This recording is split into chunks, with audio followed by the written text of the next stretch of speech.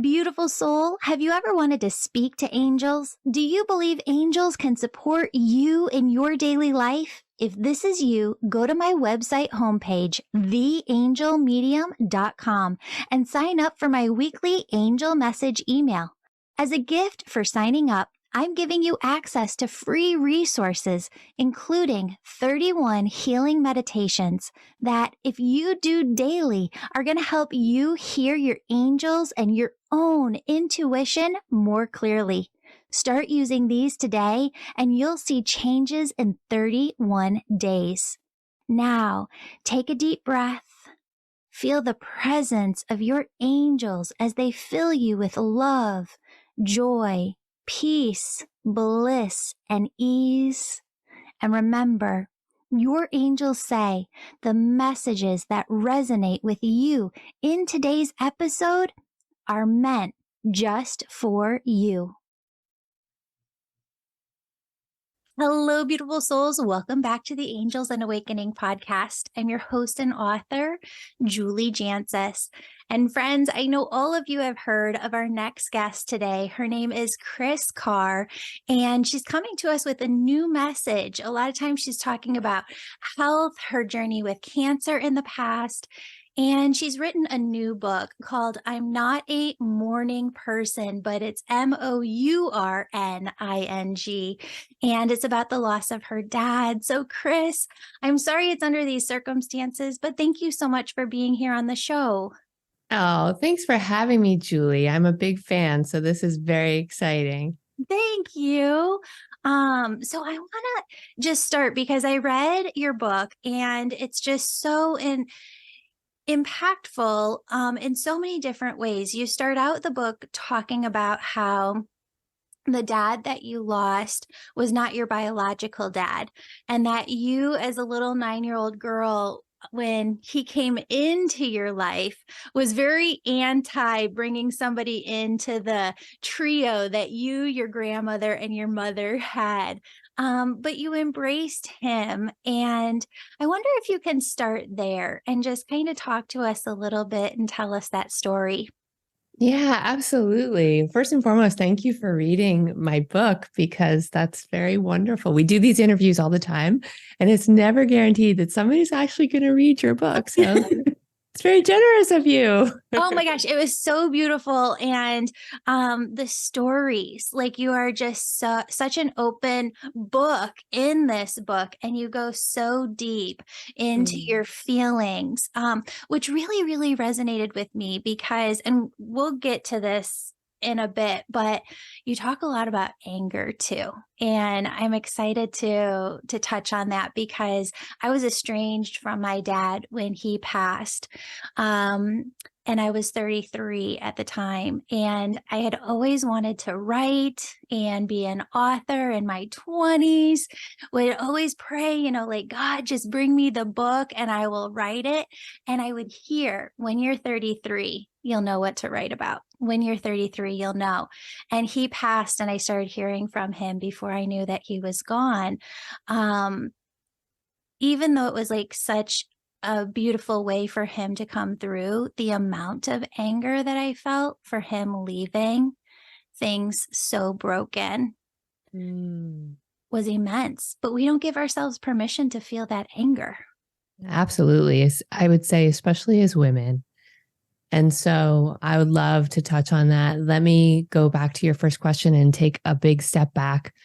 So I'm not a mourning person. What the heck does that mean? Well, for me, let's do the subtitle. So it's about braving loss, grief, and the big messy emotions that happen when life falls apart. So every single one of us at some point, we're going to have what I call a rupture. It's that moment where you feel like life kicks you in the teeth. It's that moment where the rug is pulled out from under you, where it really feels like it's falling apart. And if you survive it, you'll never be the same. At least that's what we believe in our hearts because we're flooded with fear and anxiety. And sometimes grief and loss can actually feel like fear, right? Because it has a similar response in our bodies and a similar response in our brains. And so this was not the book that I was planning on writing, Julie. I hadn't at the time written a book for 7 years. It's funny because this is my 7th book. And then it was like a 7-year pause. And my idea was I should probably write something that's super motivational and positive and upbeat and you go girl and you've got this and, seize the day. And here's what was happening in my life. My father was diagnosed with pancreatic cancer, which would become stage 4 and terminal. My business was faltering. I was approaching my 20-year cancerversary of living with stage 4 cancer, which I've been doing for the last 20 years. Beautiful milestone, but also difficult. Yeah. And we were in the middle of a global pandemic. So I was really feeling the big feels. Yeah. And what I didn't realize was this work, this book, and all that we're going to explore in it really kind of paves the way for that life that you want to create, paves the way for that connection you want to feel, paves the way for that alignment you so crave. But these scary places are not places that many of us have tools to go to. Mm-hmm. And we live in a grief-phobic, messy emotions averse society, right? And it's also a very binary society. We're either winners or losers, right? It's like, once I get this, then I'll be set to jet. And the goal of this book is really to invite people to work with their difficult emotions, to actually, first and foremost, be able to identify them, and learn how to work with them. Because as I have experienced in my own journey, especially as a patient, is that we can't amputate any of our emotions and expect to be whole. Mm-hmm. And wholeness is the goal. To me, wholeness is what health looks like. Yeah. It's not some sort of finish line where the doctor says, check, you can check all the boxes off, on paper, you're glorious. Yay, you. It's like, how do I feel in my body? How do I feel in my spirit? How can I move towards wholeness each and every day? Welcoming parts of myself back home to myself, welcoming emotions that scare me or make me feel very uncomfortable back home to myself. Yeah. And so that's the journey we go on. And every single chapter is designed to sort of touch on some key experiences or key situations that you may find yourself in when the poop hits the fan. And so going back to your initial question, just to give people a little setup for the book, going back to your initial question. So my biological father left when I was conceived. I did not know him. I did not know who he was. I didn't know what he looked like. I met him later when I was 18 years old. And prior to meeting him, it was me, my grandmother, and my mom, 3 very strong, fiery women. And I really, even as a little 9-year-old, was like, I am the top dog of the family. I got this. I was, and I think many of us who come from, we have traumatic backgrounds or we have loss in our lives or abandonment, right? We're very hyper vigilant. We might be very controlling. There's a lot of things that a lot of behaviors that we're domesticated to take on because we come from that place where something very difficult has happened, right? And so when my chosen father, Ken, came into my life, this is just when my parents were dating, I was like, who the heck is this guy? Oh, no, not on my watch,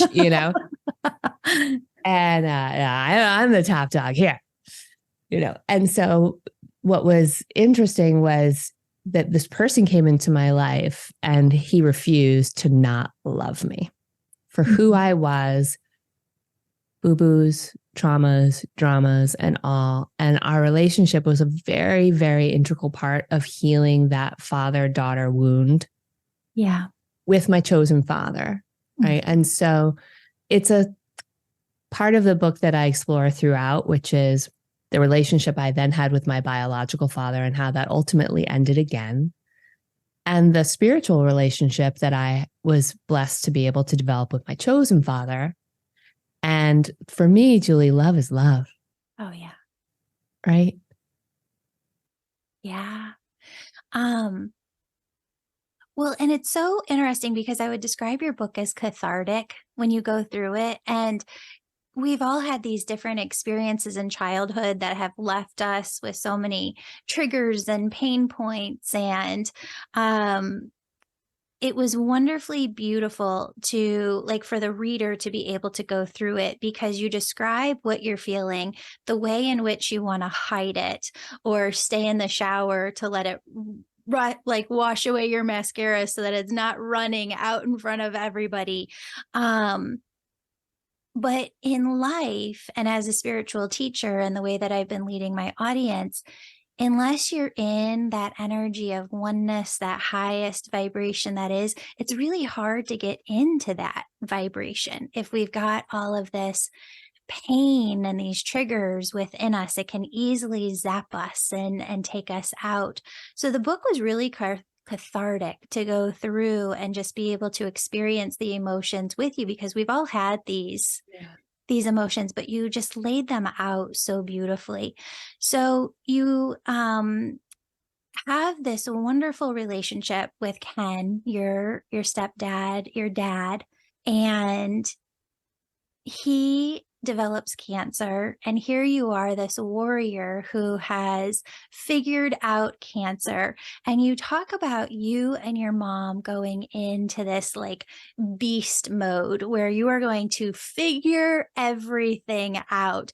It was such a relatable point as well, because I have a daughter who was in the hospital off and on for the first 6 months, but was tube fed for the first 3 years. And you go into that mode where I don't know if it's the control. I don't know if everybody's that way, but you're like, if anybody can figure out what's going on, I'm going to do this. A lot of times, the doctors that you're seeing, they're only in for 10 or 15 minutes at most. They don't get the full scope of what's going on.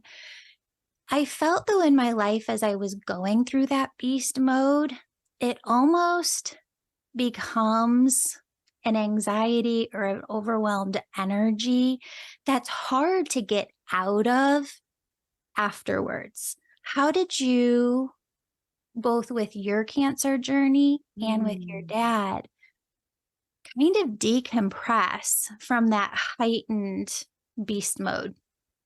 Such a beautiful question. I think I'm still in beast mode, Okay. to be honest with Yeah. you. I think it's how I'm wired, because when I'm just wired that way from childhood, right? So it's easy to go into that survival place for me, because I think if we think about how our brains are designed, they're designed to keep us safe ultimately. They're not designed to keep us happy, right? From an evolutionary perspective. And so there's a reason why we have all of these negative thoughts and they're on repeat and all this kind of stuff, because our brain is always looking for risk assessments. And Yeah. then when something difficult happens, sometimes your brain could say, see, I told you so. We had to stay hyper vigilant. We always have to be in beast mode. Otherwise it's not safe. And so I think I had a bit of that from my own history. And then when I was diagnosed, it was the first place I went. It's like, I live with incurable cancer. If they can't figure it out, I will. Beast mode. And there's a lot of good things that happened as a result of that beast mode, right? I changed my diet. I changed my lifestyle. I taught other people how to do the same. I've, coached a lot of people all over the world and seen some really beautiful stories of healing, or stability, right? It isn't always about putting something behind you. Sometimes it's learning how to live with something and still live a big, beautiful life, which is really my story. But the thing is, at some point, we have to learn how to soothe our nervous systems. And it's a lifelong process, right? So even though I might be hardwired to go to that place, I have this opportunity to just be aware of it and to softly, gently, through self-care, through meditation, through self-soothing practices, just bring my parasympathetic nervous system back online so that I'm not just in fight or flight all the time, but I can go into rest and digest. And I think that's the key, because when the going gets tough, when you're newly diagnosed, when the divorce happens, when your child gets sick, when you lose your job, right? We are going to go into fight, flight, freeze, or what I call WTF, right? It's the fourth one. We're going to go to that place. That's natural. That's our body's way of keeping us safe. But then our higher consciousness, then all that self-awareness, all the tools that I know all of your listeners have been, pulling together for years. That's when those tools need to be standing on the ready. That's when we need to just remember we have them. Because usually when we're going through a difficult time, it isn't like a quick thing. Like for me, it was over the course of 4.5 years with my father. And a lot of that triggered old grief, old fear, old loss. So all of a sudden, I'm dealing with the loss of my biological father. I'm dealing with my own cancer diagnosis from 20 years ago, and I'm about to lose somebody who's so precious to me. Right? So in those moments that don't get resolved very quickly and efficiently, that's when I think we're called to do that work of like, I have to come back to myself because I need the stamina to make it through this. But I also need the physical, mental, and spiritual energy to stay intact. Yeah. If that makes sense. 100%. No, 100%.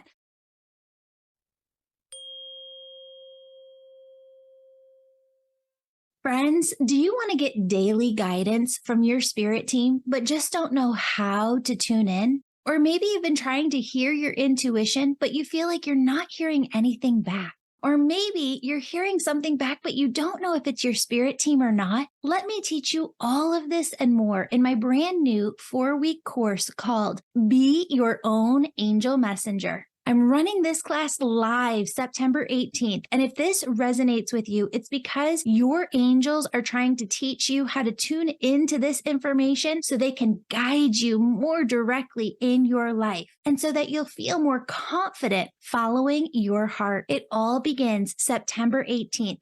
Be sure to check out the VIP ticket for smaller group lessons. Just a reminder that annual paying members get this course and the VIP ticket free as a perk. Become an annual member before September 17th and receive this course free as part of your annual paying angel membership. Find a link to more info in the show notes below. Now let's get back to the show.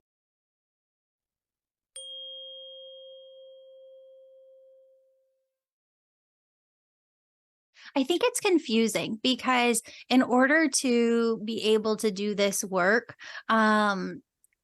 there is this go, go, go and do, but it's not from a place of ego. You get into this flow. And I just think that some people are creators in this lifetime and you're from a place of presence and oneness, able to create and do. And on top of it, do all of the other things, be mama. Elle's still going through a couple health challenges right now, figuring all that out.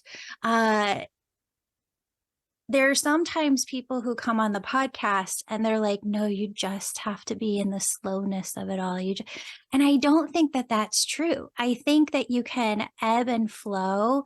And that's, to your point earlier, where you're most whole. And it doesn't have to be totally zenned out or total beast mode. There is this middle place. I love that. I think that's honestly, that's more true to life, because if I were to be zenned out, there's a lot of things that I or my father would not have experienced that were good things. Yeah. You know what I mean? But I think the point is more like, can you bring that Zen quality? Can you bring that consciousness? Can you bring that awareness to your beast mode? Can you understand that even beasts need to rest? So we think about caregivers, for example, and I'm sure you can completely relate to this, is like when you're only caring for your child and you're not giving to you. Right.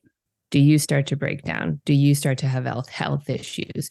Is your patience worn thin? Do you snap, maybe even at your child, because you are afraid? That's the kind of stuff we want to avoid. Yeah. 100%. So as we're recording this, just a couple weeks ago, Sinead O'Connor passed away, just broke my heart into pieces. She was like the embodiment of allowing yourself to feel divine anger, at one point in time, and that divine rage. And you talk about anger in the book and how you work through anger. There are so many people who just try and stuff that anger away, or we're supposed to be good girls and good women and not have that anger at all. But it's so empowering to be able to work with this emotion of anger. Tell us how you did that and how you came to that. Yeah, I was so surprised through this experience. And I remember it with my own diagnosis, but I think it was more visceral with my dad's, especially because I'm older. I got a lot more experience under my belt. You know what I mean? I was very surprised by the other accompanying emotions around grief and loss. So there's a part in the book where I really go into grief and trauma. But one of the beautiful nuggets in the book, I think, is from my therapist. And she says, when the grief train pulls into the station, it brings all the cars. Yeah. It brings past griefs that you think that you might be over, or you thought you were over, and what the heck, it's back. Oh my gosh, I thought I worked through this. It brings new griefs that you may not even be aware that you would even feel. That person, I wasn't even that close to that person. Why am I so devastated by this? And it also brings these other big, messy emotions. And that's part of the subtitle, like jealousy, rage, shame, self-loathing, like you name it, they're coming. And that was the thing I was not prepared for. And so I think what happens is I'll speak for myself, it's easy to become very frightful of feeling any of those feelings, because if you let even a little bit in, they're going to potentially take you under, right? That's why I think in so many of the books and the grief circles and all the things that I've read, and certainly my own feelings, my own metaphor is like grief and water, the waves, the tsunami. It feels like you'll be pulled under and that you'll drown. Now, you and I know this, and many of our listeners know this, and yet it can be really hard to viscerally feel it and believe this, but the way out is through it, right? If you imagine holding your arms out and, you're pushing against the ocean, you're pushing against the waves. And let's say you're strong enough to hold those waves back. Let's just say you are. But over time, those waves start to stack up, right? And as the waves are stacking up, the pain becomes greater. The physical exhaustion becomes deeper. And even though you are a very powerful being, you're not more powerful than the ocean. So that's one way to approach it. And when those waves hit, it's going to hit even harder, right? It's going to be like, whoo, I got some sand in my bikini. I am tossed about. The other way is to take a deep breath. And even though it might be a little scary, to dive through the waves, to go under, to go into that water, to go into the depth of that water and swim through it, right? And I believe like that's the metaphor that I like to hold on to, is like the waves start to recede, right? But I'm just going to dive in and through and in and through, as opposed to shutting down, hardening my body, locking myself in fear and anxiety, being held prisoner by the fear that I might, as I say to my mom, leak, right? I might cry in front of people. It's like I have cried in front of so many people these last few years. And every time I do, somebody else starts crying because they needed to. Yeah. You know what I mean? And so, but let's go to anger, because I think that's the perfect setup of setting up this idea that there's certain places we just don't want to go, or we shouldn't go. And certainly in our society, especially for women, anger is at the top of the list. I start this chapter by telling a funny story about my grandmother and how she had all of these behaviors that she would tell me were unbecoming. Like chewing with, farting, unbecoming. It's like, well, Julie, I got to fart. I know it's unbecoming, but I just got to do it, but all of these things were unbecoming. And I think in her mind, it was because at some point she hoped that I would find a good husband, right? That was her main big goal for me. And so I was like, yeah, I'm not going to be quiet. There's a lot of things about me that are just not going to be becoming. This is just the way it goes. But at the top of her list was this idea that you never show any anger and you never cry. You never cry in public. You don't show that emotion. You put grief and anger in the depths of your being. You lock it there. It's like you just have a game face. And bless her, there's a lot of each and every one of us, we develop our own mechanisms for survival. But when it came to this loss and everything that was happening, anger was not something I could lock into the basement of my being. I was enraged. And I have to say, not all the time, but there was a couple of big moments that happened throughout the course of our journey together in these last 4.5 years that really triggered me. And I write about them in the book. And what I've come to learn as a result of this work, and certainly the research I did around it, is that anger is like our fight response in grief, right? Mm-hmm. It's also just information, just like all of these other emotions that we have. They're just trying to teach us something. And it's this instinctive response to a perceived threat. Whether that threat is real or not, it is an instinctive response, right? But anger is also a signaling emotion. And oftentimes, I have this metaphor in the book that I got from researchers at the Gottman Institute, and it's you picture an iceberg, right? So you see the iceberg and you think, oh, wow, that's so big. Look at that big chunk of ice sticking up from the water. But what you don't realize is that underneath it, it's so much bigger. Right? It's so much. It's just the tip may look big, but no, underneath it, it's vast.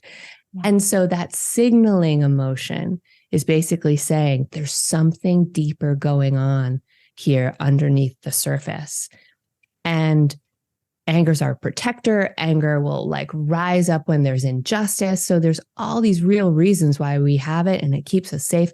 The point is that we have to know when enough is enough, right? We have to be able to, first of all, take responsibility when we do stupid shit because we got angry. It's going to happen. Be willing to say, okay, that anger got out of control. I take responsibility, but also be willing to care for that emotion because literally it's pointing to something. Mm-hmm. It's saying, ow, it's trying to get your attention and get you to be awake because something's going on. Either something that's coming at you that might not be safe or something that's deep in you that is longing to be healed. Yeah. And so this was a very powerful, experience that I got to go on of just really going, okay, this is going to be a part of this journey. And so cultivating tools to literally care for that emotion. Beautiful. Beautiful. I know that when my kiddo went through just that extensive time in the hospital, and you've got these two different health journeys that you've been through, one of the biggest eye-opening experiences for me was to learn how to trust myself and my own intuition over anybody else. I believe that we need the medical doctors and the medical system, and we need holistic, and just we need a earthbound spirit team of so many different people here. But how did you learn, and maybe was it different the second time around with your dad, trusting that intuition, really listening to it, advocating for yourself, advocating for him? When there's so much going on and it is so heavy, how do you really tune in to that intuition? I love your questions. Let's hang out. Yay! These are really good. Well, it's different for me than it was for him, because one of the things I learned, as somebody who's gone the distance with an incurable disease, is the closer I am to myself, the easier the experience is, right? So healing that relationship with self, developing that relationship with self. And as you so beautifully said it, that's where intuition comes from, of what are my preferences? What do I feel? What do I need? What does my wisdom say? How does this feel?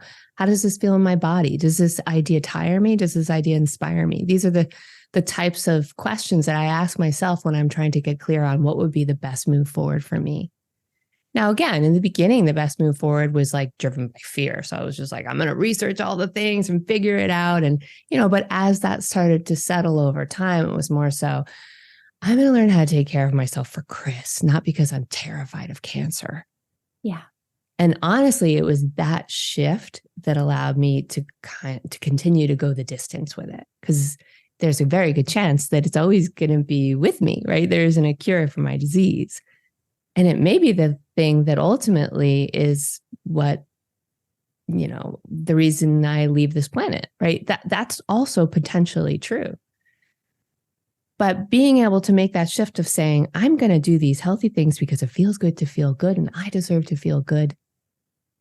I swear to you, that just like drops you right into your intuition. Yeah. What does feeling good feel like for me? And then you can move forward from there. Now, that's me. When my dad was diagnosed, I was ready to just jump in. Semper Fi, do or die, beast, let's go. Not on my watch. This isn't taking you. This is bullshit. And then I write about the fact that people aren't projects. So my father was a grown-ass man, and he did not want his daughter to just tell him what to do and when to do it and how to do it. And if he wasn't doing it right, he was somehow failing or letting me down. He didn't want any of that. And certainly it was not my intention to bring that energy to the table. But when you are in fear mode, that's part of the energy you probably are bringing to the table. And I say, maybe not you or anyone listening, but that certainly was my energy, because I was afraid. Yeah. And so I had to start to realize, what are his preferences? What makes him feel good? 37,000 supplements before breakfast? No, that does not make him feel good. Right? Living a strict plant-based diet? No, that does not make him feel good. Right? Some of the things that I was like, we have to do it this way. It's like, no, he didn't have the energy for it. At the time, he needed chemo and radiation. Things were moving very quickly, and we needed to stop it to bide us more time. And so it was about truly accepting where we were, embracing the wonders of modern medicine, blessing that chemo as it went in his body, lowering my standards, and really like saying, if the only thing I bring to this table is love, that is it. I have no regrets. If I can meet this moment with love and presence, that's the best medicine. And so that was how I started to shift through that. And it was really helpful, because I think all of my relationships have benefited from that, of like really being with someone as opposed to trying to change them. So that was beautiful. There's one part in your book that made me laugh out loud, and you're gonna know which part I'm talking about in a second here, because every single time my husband is in a conversation, we're at a family party and somebody starts bringing up something that he doesn't want to talk about, he goes, so my hemorrhoids are flaring up, and it's his signal that he just does not want to talk about whatever it is that they're talking about.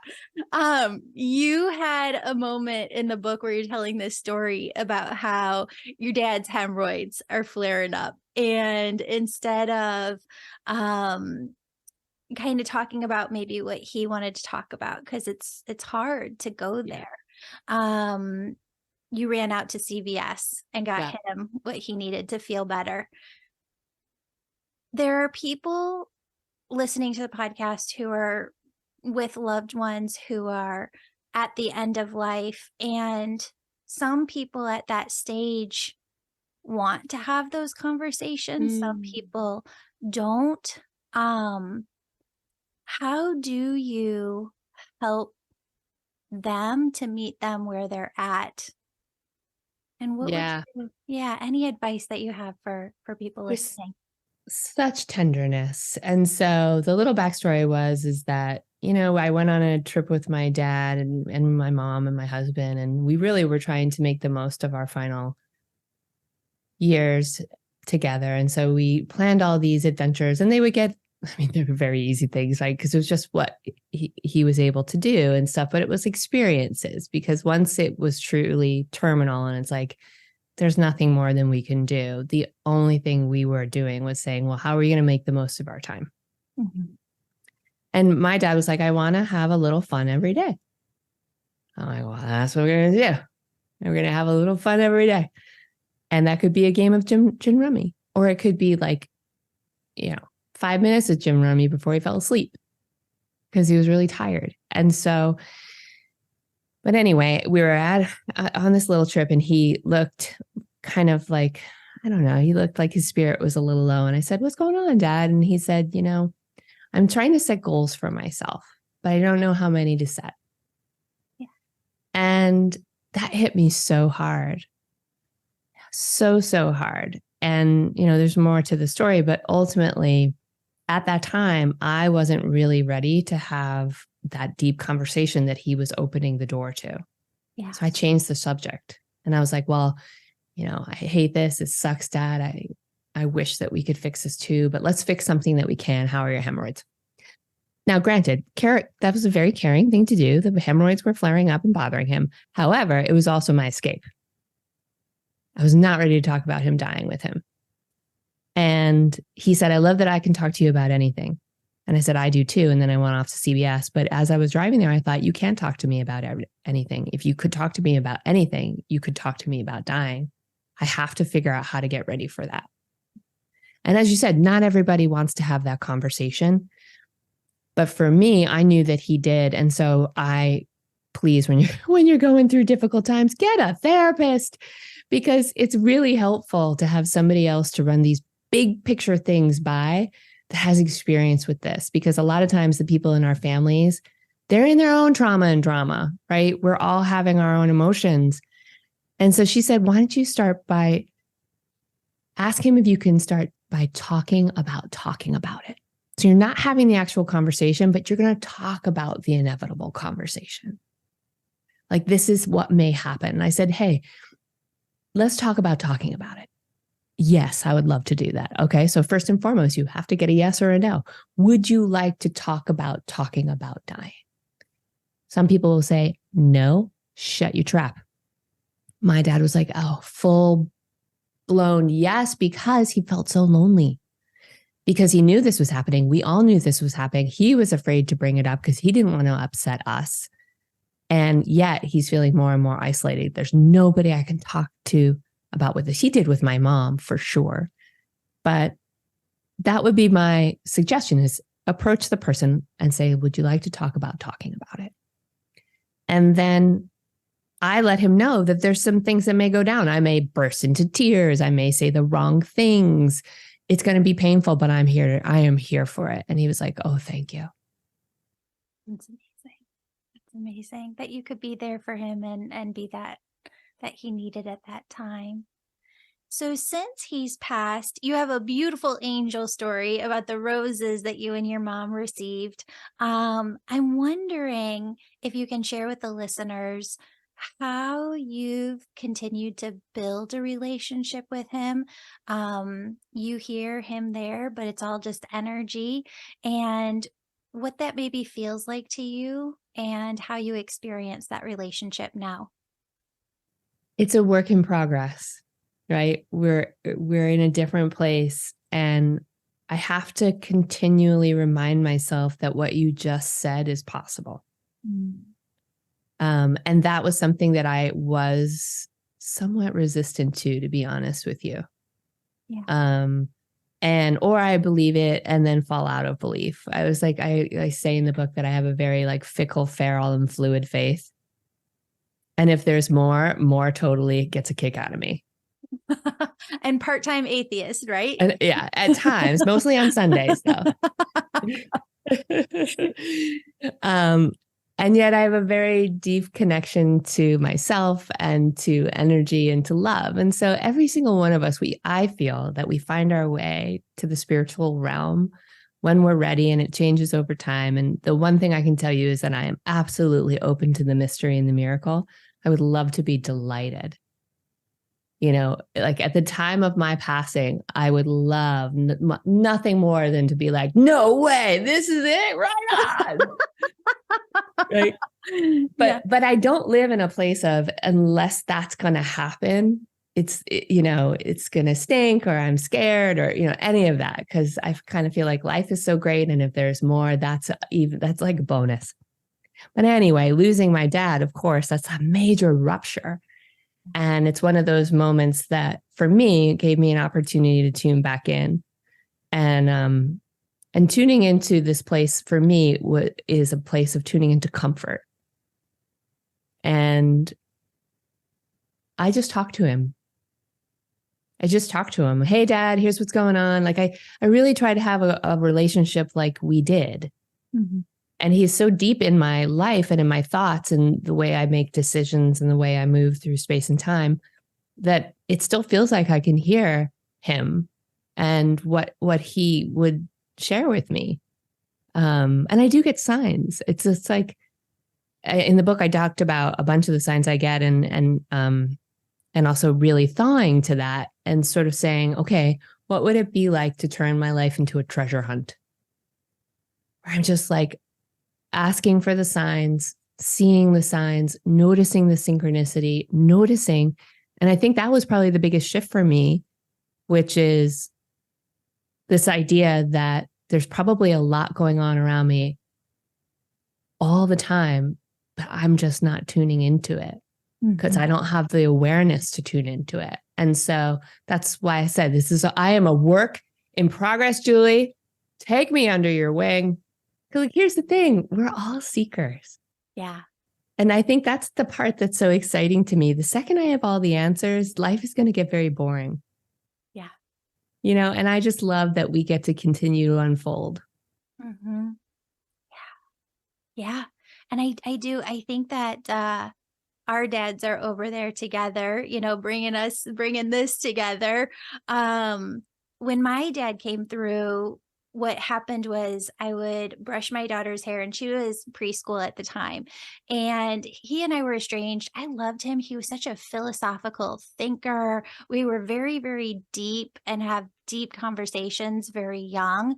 But he cheated with our next door neighbor and I took a hard moral line to safeguard my mom. And when he passed, nobody called to let us know. It was an entire month. The day he passed away, this voice started coming into my consciousness where every single time, very clear tangent too. So when I'd have my hands on my daughter's head, I'm brushing her hair, I'd hear, and it sounded like my own internal dialogue say, she needs a hairbrush like I used. She needs a hairbrush like I used. And legitimately, the entire month, every time I would brush her hair, that would repeat. And it was so confusing to me because I've only ever used a big old paddle brush. But a month later, I was at work. My sister keeps calling over and over again. Family had tracked us down that he passed. And immediately out of my third eye, I get this vision of being in my childhood bathroom. My dad worked nights, so he would get us ready in the morning. And he was using this wooden handlebar brush with these boar's bristles, and it totally clicked. She's got his exact hair texture. She needs a hairbrush like I used. But my consciousness split in that experience, and I became the observer of my thoughts and I could see them very clearly. And I learned how to decipher what was them and what's us. And so I think that ties into all of it too, because as soon as you can figure out that voice within yourself, when you're saying, hey, Dad, here's what's up in my daily life, here's what's going on, and then you're asking for feedback, he's talking back. He's just talking through that internal dialogue. That's so beautiful. I love that. I'm going to take that and I can't wait for sandwiches with you. Yay! Oh, me too. Yay. Well, Kris, thank you so much for being on the show. Your book is called I'm Not a Mourning Person. We're going to send it out via email to everybody, put it up on social media. It is just such a cathartic experience to read this book. I think that anybody who does is going to peel back different layers of themselves and just have a better awareness of who they are and how to navigate these life challenges that all come up for all of us.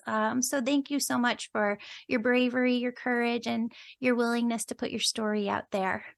Thanks, Julie. Thank Yes. you. And where can people find you for more information and more Kris? Yeah, for more Kris, you can go to kriscarr.com. You can find me on Instagram at Crazy Sexy Kris. And the book is available everywhere books are sold. Yay! Thank you, Kris, for your time and for being here. Bye, honey. Thank you.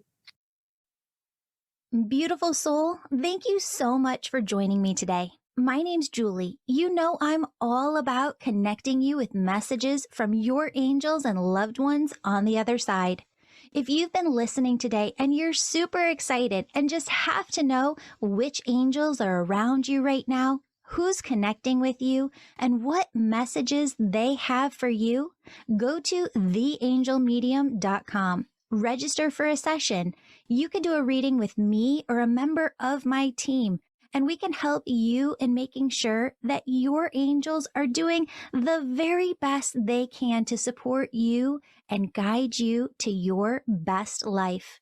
If this sounds like you, virtual sessions, they're only offered on my website. Sign up today. And if you're the person who's really excited, you can sign up for my Angel Reiki School to become a certified angel messenger. That's for the healers among us who feel called to grow their intuition to the max and serve humanity with their gifts. You'll learn Reiki, mediumship, how to deliver angel messages, and how to get clients. That's the Angel Reiki School at theangelmedium.com or DM me on Instagram at Angel Podcast with any questions. Before you go, connect with your angels by placing your hands on your heart. Take a deep breath. Imagine a doorway filled with God's unconditional love is right in front of you. Step into that love and feel it as it fills your body, chakras, and auric field.